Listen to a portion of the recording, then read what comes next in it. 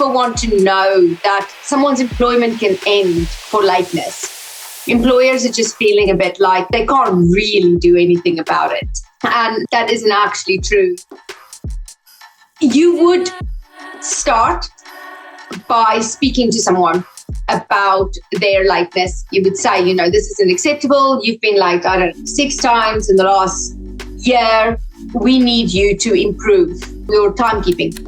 The first time you talk to them, they might just say, no, there's no problem. I just overslept, whatever.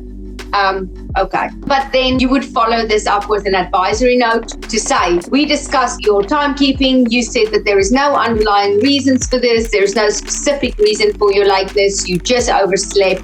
If they then continue to be late, you do another meeting. You do this time, you do an investigation meeting and you repeat the conversation.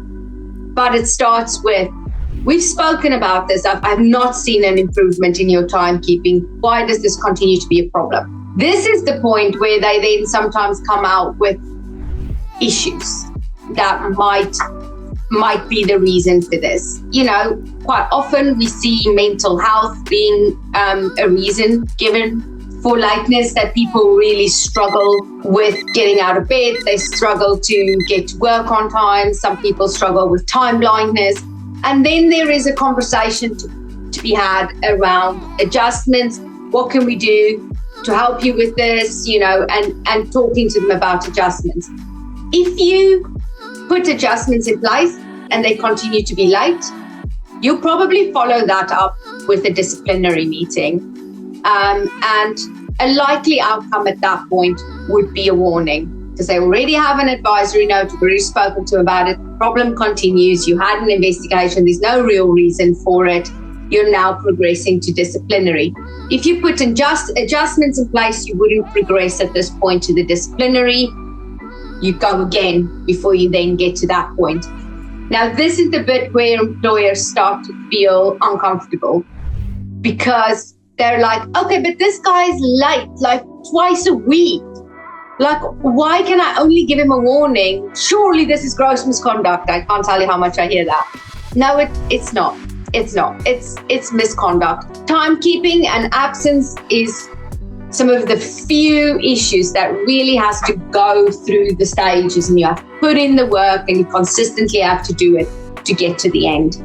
So they now have a written warning. They continue to be late. Rinse and repeat the process. So do an investigation meeting. We've spoken about this. You have an advisory note. We gave you a warning about this after the last time we spoke.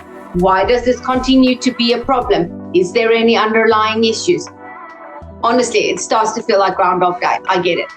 But you then go through the process. You then get the final written warning point.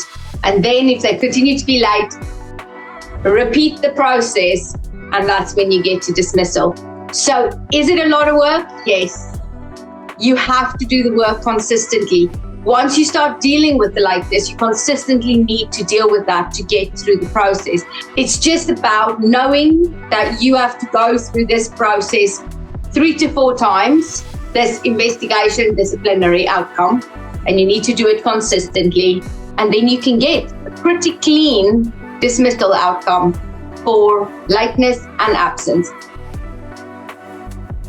Thanks for watching. If you want a free peace of mind call with us to discuss your policies, handbook, and any burning staff issues in your business, click the link in the description below.